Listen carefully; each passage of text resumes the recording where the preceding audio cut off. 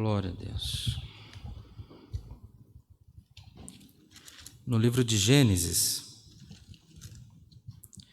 no capítulo 40. Gênesis, no capítulo 40.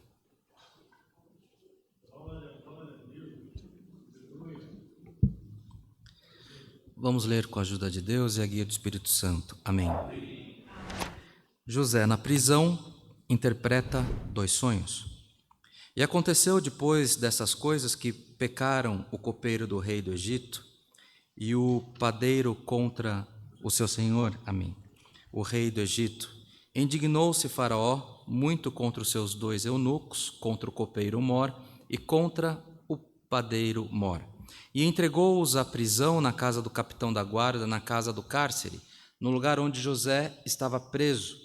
E o capitão da guarda pô-los a cargo de José, para que o servisse, e estiveram muitos dias na prisão. E ambos sonharam um sonho, cada um seu sonho na mesma noite, cada um conforme a interpretação do seu sonho. O copeiro e o padeiro do rei do Egito, que estavam presos na casa do cárcere, e veio José a eles pela manhã, olhou para eles, e eis que estavam turbados. Então perguntou aos eunucos de Faraó, que com ele estavam no cárcere da casa do seu senhor, dizendo: por que estão hoje tristes os vossos semblantes? E eles lhe disseram: temos sonhado um sonho, e ninguém há que o interprete. E José disse-lhes: não são de Deus as interpretações? Contai-me, peço-vos. Então contou o copeiro Mor o seu sonho a José e disse-lhe: eis que em meu sonho havia uma vide diante da minha face, e na vide 3 sarmentos, e ela estava como que brotando, e a sua flor saía, e os seus cachos amadureciam em uvas. E o copo de Faraó estava na minha mão, e eu tomava as uvas e as espremia no copo de Faraó, e dava o copo na mão de Faraó. Então disse-lhe José: esta é a sua interpretação. Os 3 sarmentos são 3 dias. Dentro ainda de 3 dias, Faraó levantará a tua cabeça e te restaurará ao teu estado, e darás o copo de Faraó na sua mão, conforme o costume antigo, quando era seu copeiro. Porém, lembra-te de mim quando te for bem, e rogo-te que o uses comigo de compaixão, e que faças menção de mim a Faraó, e faze-me sair desta casa. Porque de fato fui roubado da terra dos hebreus, e tampouco aqui nada tenho feito para que me pusessem nessa cova. Vendo então o padeiro Mor que tinha interpretado bem, disse a José: eu também sonhava. E eis que 3 cestos brancos estavam sobre a minha cabeça, e no cesto mais alto havia de todos os manjares de Faraó, obra de padeiro, e as aves os comiam do cesto de sobre a minha cabeça. Então respondeu José e disse: esta é a sua interpretação. Os 3 cestos são 3 dias. Dentro ainda de 3 dias, Faraó levantará a tua cabeça sobre ti e te pendurará no madeiro, e as aves comerão a tua carne de sobre ti. E aconteceu ao 3º dia, o dia do nascimento de Faraó, que fez um banquete a todos os seus servos, e levantou a cabeça do copeiro Mor e a cabeça do padeiro Mor no meio dos seus servos, e fez tornar o copeiro Mor ao seu ofício de copeiro, e este deu o copo na mão de Faraó. Mas ao padeiro Mor enforcou, como José havia interpretado. O copeiro Mor, porém, não se lembrou de José, antes se esqueceu dele. Somente até aqui, irmãos. Amém. A leitura é extensa, é um assunto conhecido, mas que pouco se lê, né, irmão André? Bem pouco se lê, bem pouco se ouve. E aqui conta a história de como se iniciou a restauração da liberdade e da honra de José. José nasceu numa família, e desde cedo ele teve um destaque, não porque ele quisesse, mas porque o Senhor o fez assim. Quis o Senhor ungir ele com um dom especial. E acontece, irmãos, que aquilo despertou uma ira entre os irmãos de José, e então eles, tomados por um espírito, mas com a permissão de Deus, porque tudo na vida do homem tem um projeto de Deus, eles, tomados por um espírito, por permissão de Deus, eles intentaram matá-lo mas, ao invés disso, numa oportunidade, num efeito casuístico que não é, porque assim o Senhor o permitiu, passaram os mercadores e eles venderam então aquele rapaz, um jovem, e a Irmandade conhece toda a história de José. Ele vai parar na casa de um homem que trabalhava para Faraó, ele tem destaque no meio daquela família, junto àquele homem, ganhou a confiança dele e foi traído por um projeto maligno pela mulher daquele homem, e ele vai parar nessa prisão. E ali ele fica muito tempo, ele vai passar uma boa parte da vida dele.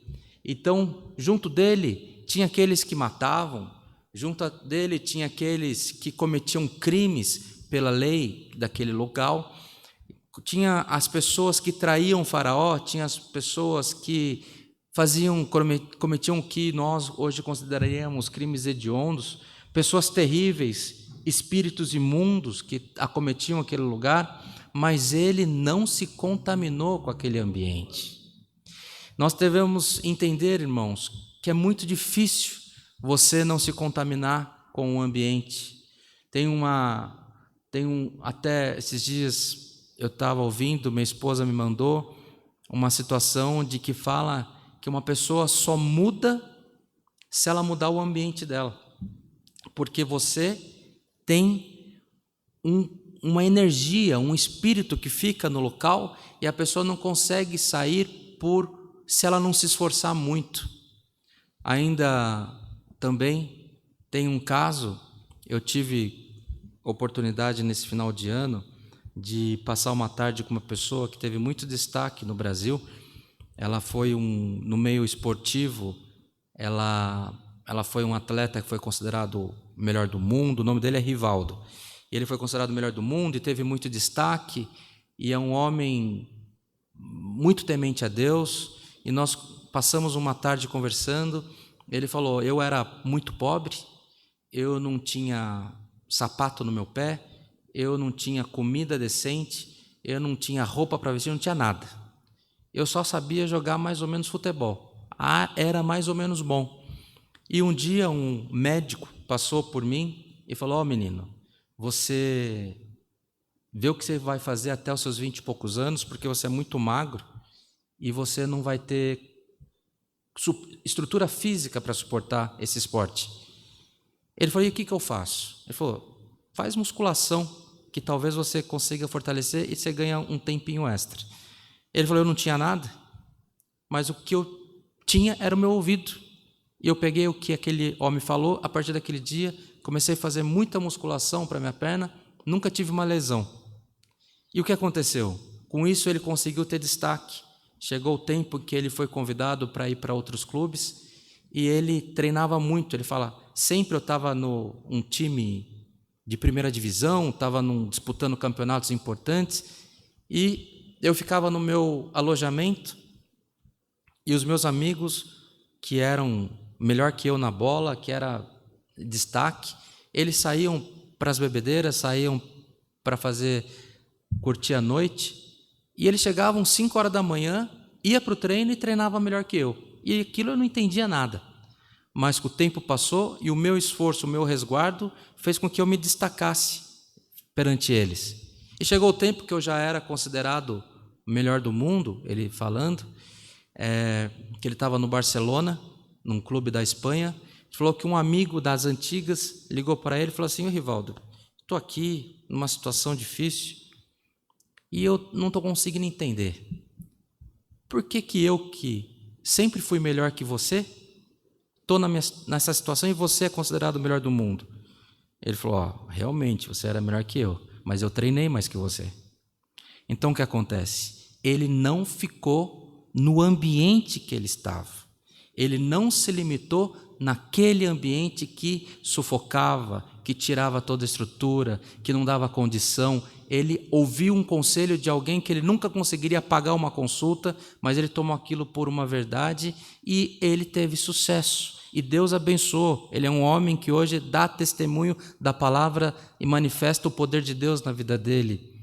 E essa palavra está sendo pregada nessa noite, não para nós falarmos de uma pessoa ou de outra pessoa, o Senhor nos desperta para trazer exemplos que o que aconteceu com José, nós precisamos estar atento, porque na nossa vida nós não podemos que aqueles espíritos que nos cercam possam contaminar a nossa fé, para não deixar que aquilo que nos cerca, que por natureza, em virtude do trabalho, em virtude de onde você mora, em virtude da situação que você vive, você está influenciada por alguns tipos de energia, de espíritos, de pessoas que querem o teu mal.